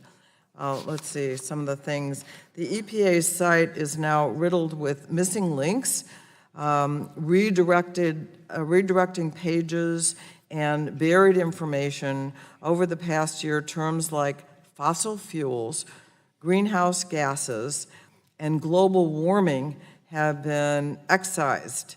Even the term, quote, science is no longer safe. I know you were interviewed for this article, which happened last year, and I just wondered if you wanted to comment on how, let's say you're a student and you want to find out more about these issues. Is this a reliable website to go to? Well, there are a variety of websites. That's one of the things the internet gives us, but unfortunately, we find that people don't go to multiple sites. They want to go to one site, and with the way... No, and I'm concerned about the official... Right. I was going to say, and the way, unfortunately, that the site seems to be being managed now, the Environmental Protection Agency, it doesn't give them the confidence that presents the whole story and that they're getting everything. Very concerned about that. Just even more recently, and I was just putting together some information, there was a scientist who, Dr. Rod Schoonover, senior analyst for the Bureau of Intelligence and Research Department, who was giving testimony to the Intelligence Committee. This is unclassified information, but there are all these track changes that wanted to take out things like, in the word climate change, take out the word change. And according to a New York Times article, and I want to put all these things in the record, that the White House tried to stop State Department senior intelligence analysts from discussing climate science in the congressional testimony this week. He was able to give the testimony. This is new. But if you look at, and that's why I want to put in the record, Madam Chairman, both the statement that he wrote and then the one with the track changes that they wanted, to put that into, I'm sorry? Public statements. These are public statements. These are public statements. I have to say that because it was for the Intelligence Committee. And time goes so fast. I am concerned about the number of people that are leaving the Environmental Protection Agency, and I'm wondering, Administrator McCarthy, if you could comment on that.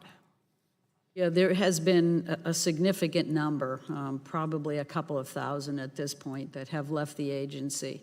I am confident, however, that the many of the great career staff are sticking it out as best they can, but they're in an uncomfortable situation of not being respected, of being under threat of being moved if they don't do what the political leadership wants.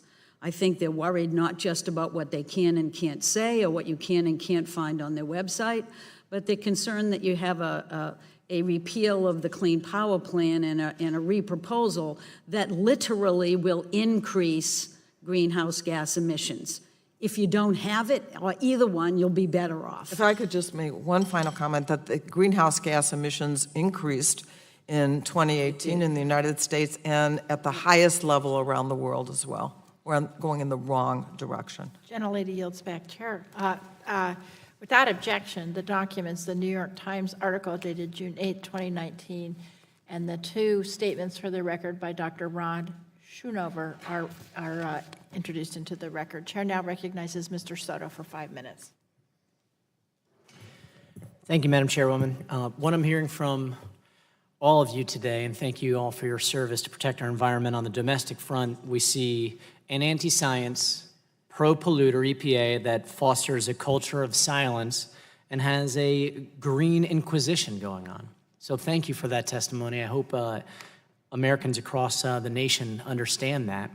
On the world stage, we see a retreat from international leadership since we're the only country in the entire world not in the Paris Climate Accord, or at least there's been a notice to withdraw us. And of course, we've passed our bill out to get back in. But I want to talk a little bit about ceding international leadership from the EPA.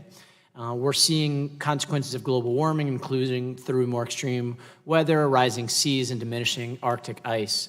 And last week, the State of Global Air 2019 report was released, which found that air pollution is the fifth leading risk factor for mortality, responsible for more global deaths than malnutrition, alcohol use, traffic accidents, or malaria. Mr. Riley, as administrator, you established the EPA's international office. During your tenure, EPA made great progress working with other countries on environmental priorities. And you recently stated, however, that, quote, American leadership that was essential to the commitments of China and so vital to the success of the Paris Climate Accord have been effectively repudiated during the Trump administration. In your opinion, is there a risk if the U.S. lowers environmental standards that other countries could follow suit and lower their standards? Thank you, Mr. Soto. I cannot count the number of times that ministers from other countries, I specifically remember Mexico, Brazil, making these points, that were the United States to reduce its NOx standard, for example, they would do likewise. They already had a significantly less onerous, less restrictive NOx standard than we, but that would even be more reduced. That is the kind of beacon that the United States has been on the environment. I mentioned a little earlier that we had a role with China, a very effective role that finally caused them to decide they could forego all their 100 million new refrigerators with CFCs and use the substitutes. That happened because they saw American leadership. They saw what it had produced in our country. They saw that we were serious and we knew the issues and we were genuinely trying to help them do the same. Thank you, Mr. Riley.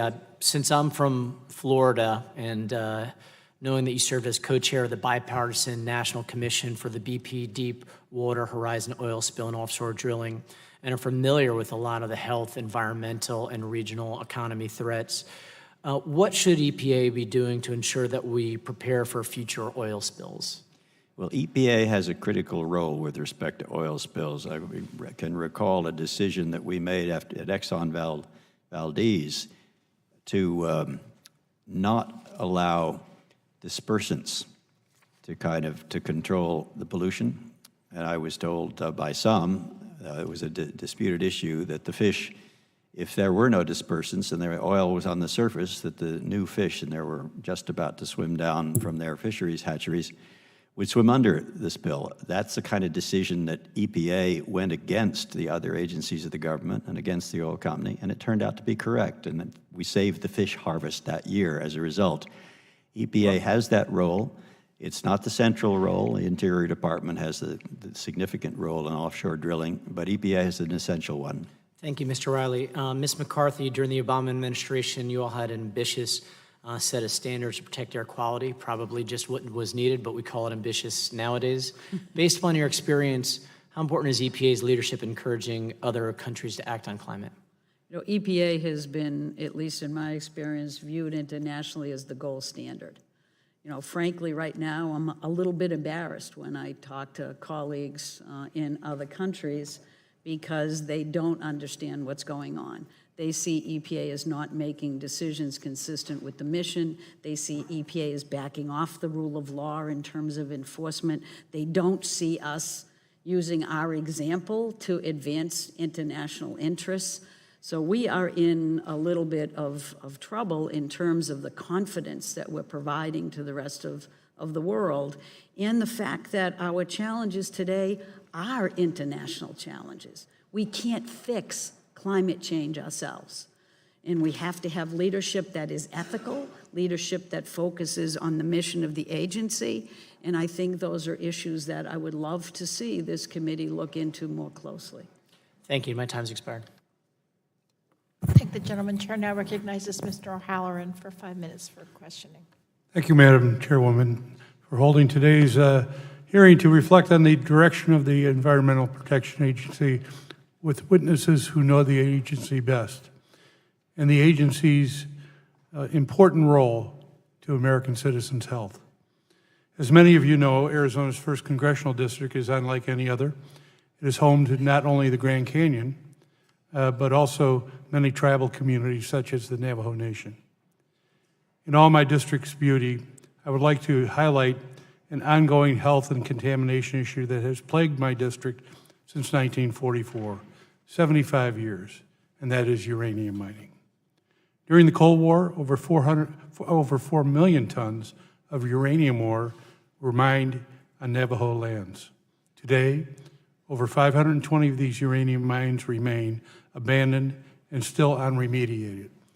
The EPA has indicated clearly that none of them are safe. I believe the federal government has an obligation to take swift action to right these wrongs. It is within the EPA's mission. Since coming to Congress, I've made addressing the abandoned uranium mines in my district a top priority. And I've worked closely with EPA's Region 9 office to hold the agency accountable and our government accountable. I will continue to do so until every mine site is fully remediated. Beyond the environmental impacts to local communities and watersheds, cancer rates have skyrocketed due to unsafe levels of uranium exposure from these mines. The public health effects from uranium mining is dangerous, which has led the Centers for Disease Control and the University of New Mexico to study the birth outcomes from uranium exposure within the Navajo Nation. Without the EPA, I don't know how we address this problem at all. I know that there's a mother that has lost 8 children a quarter mile away from one of these mines, her husband and her sister-in-law, who all live there. Administrator McCarthy, I appreciate you coming before us today, as you have most recently served as head of the agency until 2017. Under the interagency 5-year plan addressing this issue, starting in 2014. Under the EPA plan, have you seen the agency take the proper steps to address public health from toxic chemicals and other threats? I've seen the agency utilize its resources as best it can to do that, but frankly, the money isn't there. Frankly, we need to continue to push. This issue is not unlike many of the issues plaguing Native Americans in this country. We simply haven't met our responsibilities. And I would agree with you that more money, more resources, and more action at EPA is necessary. I just also point out that uranium mining continues to happen. Right now, there's a lot of in situ mining going on, and EPA had actually proposed a rule to try to bring some semblance of order to that to ensure that it was done safely. That rule is now sitting on the sidelines. So we not only have to look at what we've already contaminated, but continue to work forward to make sure that we're not continuing to plague those among us with the least ability to care for themselves. And Administrator McCarthy, we have Superfund sites all over America. You do.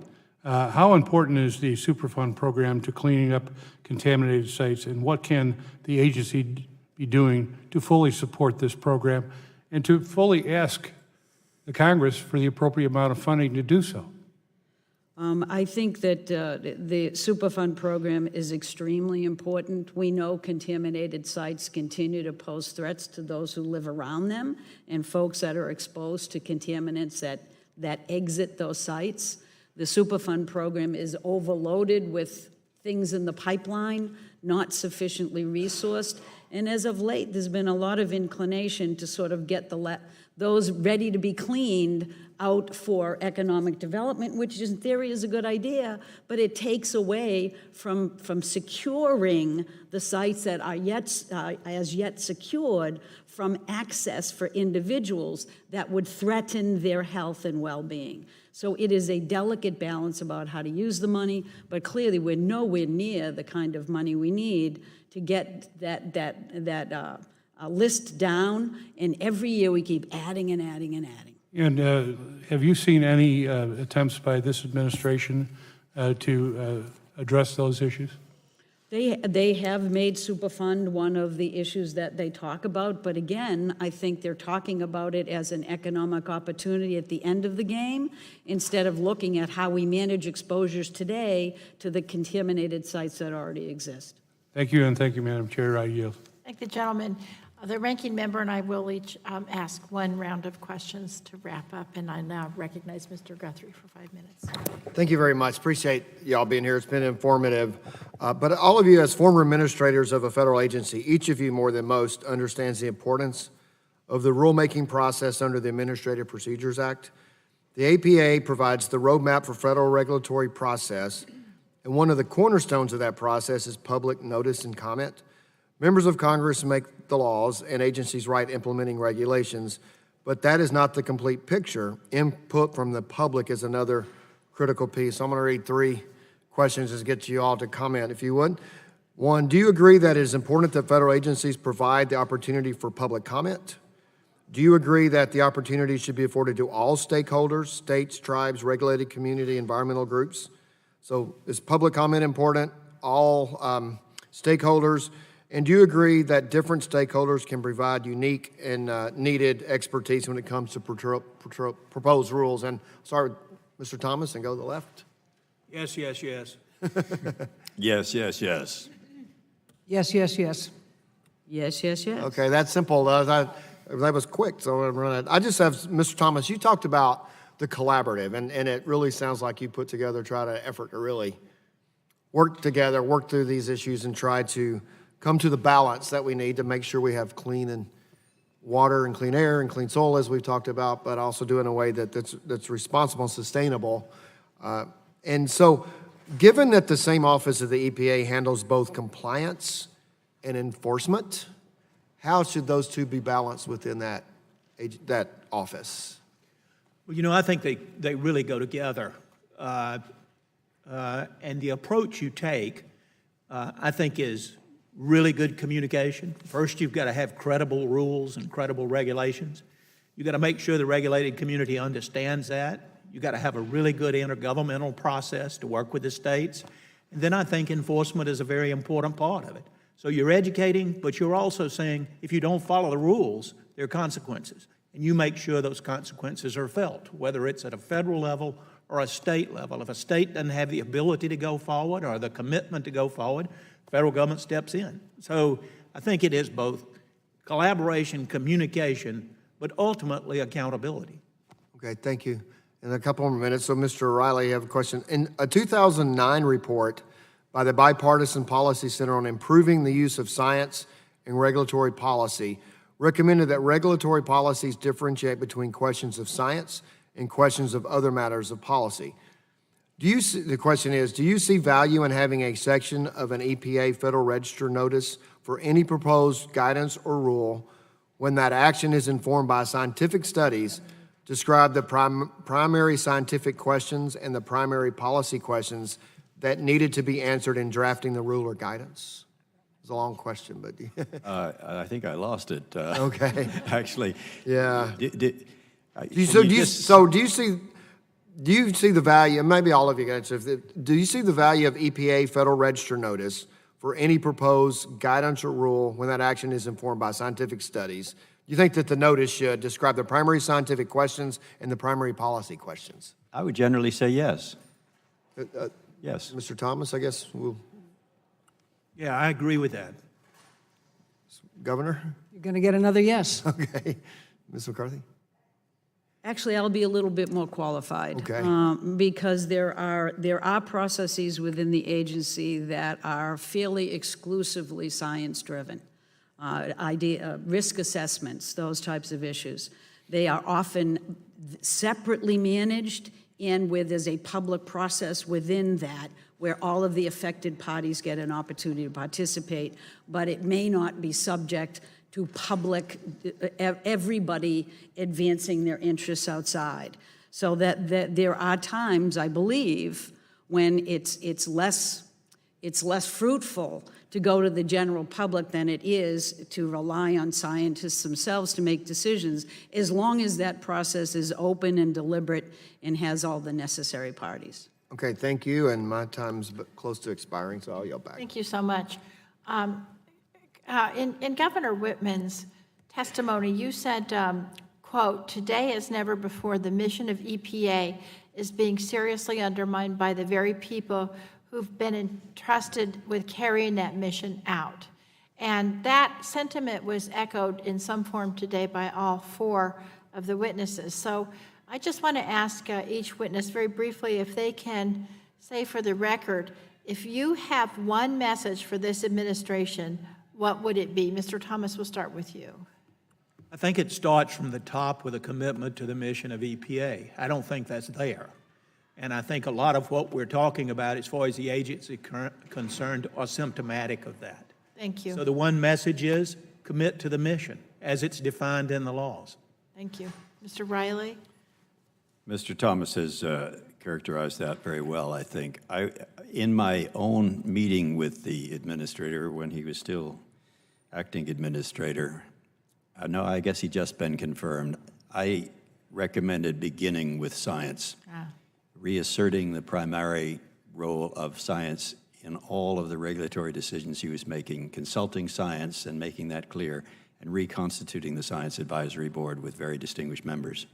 Thank you. Thank you. Governor? I think it's incumbent on the administration to commit to the mission of the Environmental Protection Agency, the importance of it, to recommit and restate the importance of it and the importance of science as being the underpinning of the decisions being made. Administrator McCarthy? Just to add, not subtract, because I agree with everything that's been said. I do think that it's incredibly important for a signal for the agency to send that when they make decisions, they talk about the public health and environmental implications of those decisions. I'm tired of hearing decisions being made where we solely talk about how much it's reduced manufacturers' costs. That's not the mission of the agency. Thank you.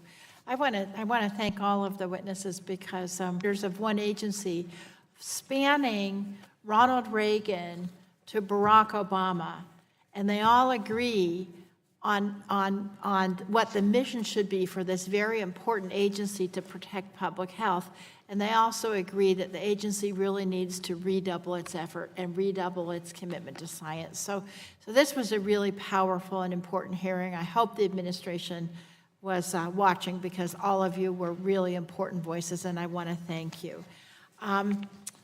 The first thing is we have several documents that have been submitted, and without objection, the February 13th letter from Mr. Walden and Mr. Shimkus to Mr. Pallone and Mr. Tonko is entered into the record. And also the April 8, 2019 letter and the June 10th letter to me and to Ranking Member Guthrie from the American Thoracic Society is entered into the record. Those are all entered into the record. And I would remind members that pursuant to committee rules, they have 10 business days to submit additional questions for the record to be answered by witnesses. I hope that all of you can answer them promptly, and not to editorialize, but in a fashion much more prompt than the current EPA is responding to this committee's questions. And with that, this subcommittee is adjourned. Thanks. Good job.